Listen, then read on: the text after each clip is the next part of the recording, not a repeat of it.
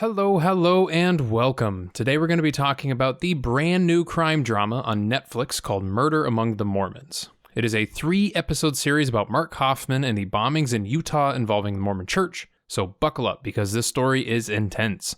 This is Redeye Reviews.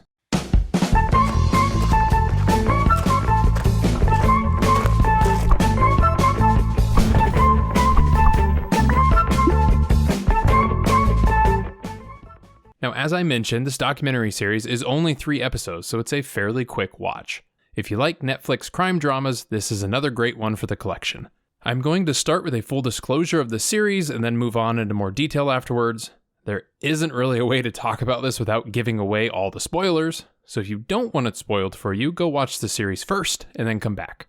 And for the rest of us, let's keep going. This series talks about the 1985 bombings that took place in Salt Lake City, Utah. There were 2 pipe bombs exploded on the same day, on October 15th, killing Steve Christensen and Kathy Sheets, who's the wife of Gary Sheets, who does business with Steve. The next day, Mark Hofmann has a bomb exploded in his car, almost killing him, but he does survive. And the thing all of these men have in common is they work in the business of buying and selling historical documents. From Abraham Lincoln letters to Mark Twain novels to old telegrams, but their main interest was in religious documents, specifically the Mormon Church, due to all of these men actually being in the Mormon faith.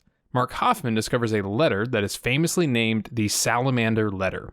In this letter, it says that Joseph Smith never met an angel, but he was led to the golden plates, which their religion is founded upon, by a white salamander. This is, of course, damning to the Mormon Church because it changes their belief system from angels and a god to lizards and magic. So Hofmann sold the document to the church for $40,000, which in the 80s is not considered chump change. Later down the line, Mark Hofmann says he has found a set of diaries and documents that were talking about Joseph Smith's brother actually being the person to find the golden plates, and he talked to angels. The church was extremely interested by these as well, and it's widely assumed they just wanted to cover this up, as again, very damning for the religion if found to be real. However, the day before this meeting, the bombs go off, killing Steve and Kathy, and the next day failing to kill Mark. Everyone wants to find the killer, but no one quite fits the bill. And as Mark is recovering from his wounds, an eyewitness comes forward claiming to have seen a man in a green jacket drop the mysterious package off to Steve's building. Everyone knew that Hofmann owned a green jacket, so they suspected him of the murder. However, after searching his place, they find no bomb-making stuff, but they do find that jacket. So this now puts the microscope on Hofmann.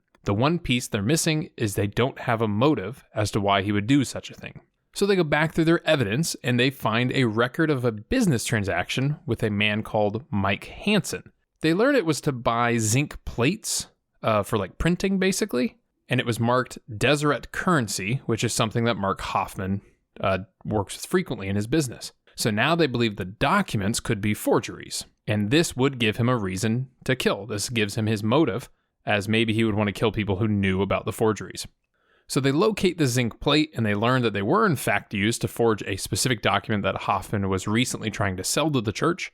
So they arrest Hofmann for this and his world crumbles very quickly. And he does admit to forging almost all of those documents and also to the murder of the 2 people.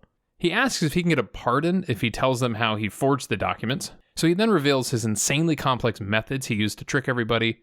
They deny his pardon and he gets sent to prison for life. And that's basically the end of the story. So this story is fascinating and chilling because Mark Hofmann is a true psychopath. They have several interviews with him throughout this series, and he's emotionless, and it's kind of terrifying, honestly, to hear him. He's a brilliant forgery artist, but a downright terrifying person. During the confession, they ask him why he forged these documents, and he reveals that he has been fascinated with forgery, and when he was 12, he found a way to modify coins to make them more desirable. He would even get them verified by the United States Treasury Department. So in his mind, the Treasury making them authentic actually means they're authentic. And that desire of deception led him into the document forging business, where he would basically forge sort of on demand. He would talk to collectors and they would say, "Oh, I've always wanted a letter from Abe Lincoln." And he would say, "Wow, funny you said that. I just came into possession of one of those." But he would then just go home and forge one. And they interviewed some people who he did business with, and they talk about how it was kind of hard to see past their own greed because they wanted the documents so badly they would be blinded to any sort of deception. And that's basically how he made a fortune.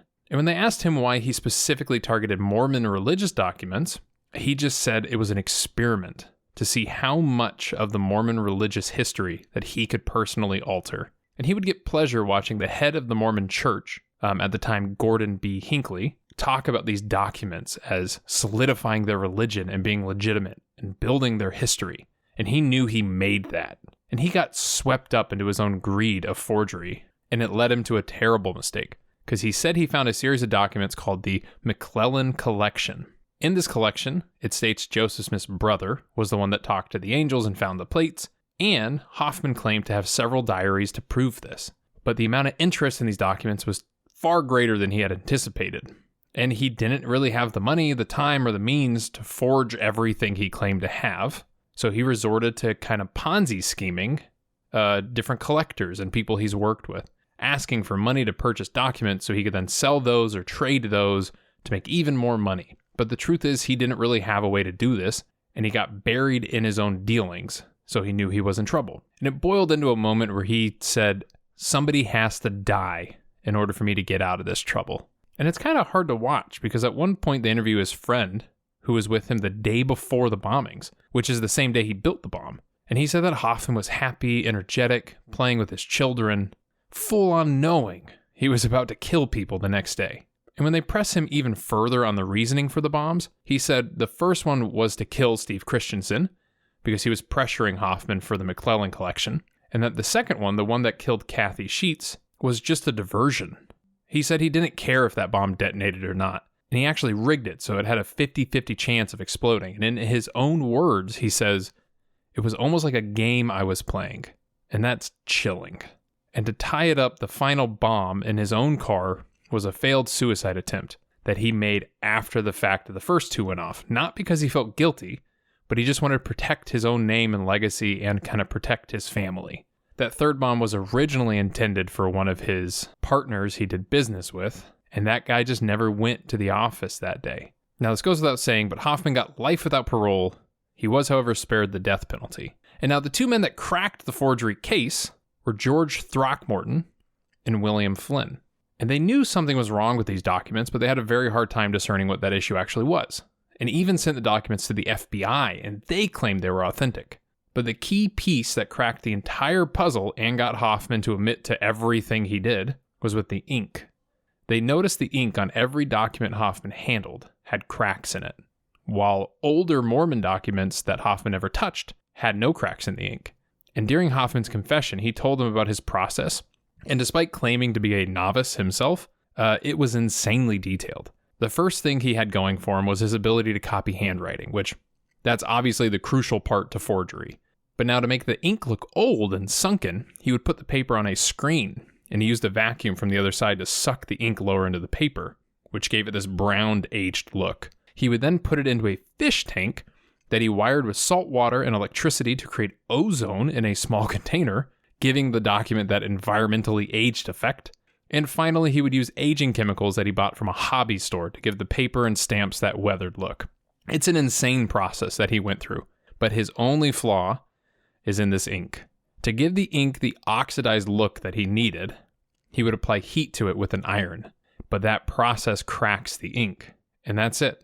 Just cracks in the ink, and these insanely brilliant detectives figured that out and unraveled the entire ploy. Now, the craziest part of all of this, in addition to doing terrible things to the reputation of the Mormon Church, was that he had been forging documents for so many years that there was no real way of knowing just how many of his forgeries are out there. He even lost track. So he is kind of the reason we will forever cast doubt on historical documents, because there is a chance, albeit a small chance, but still a chance, that it might be a Hofmann forgery.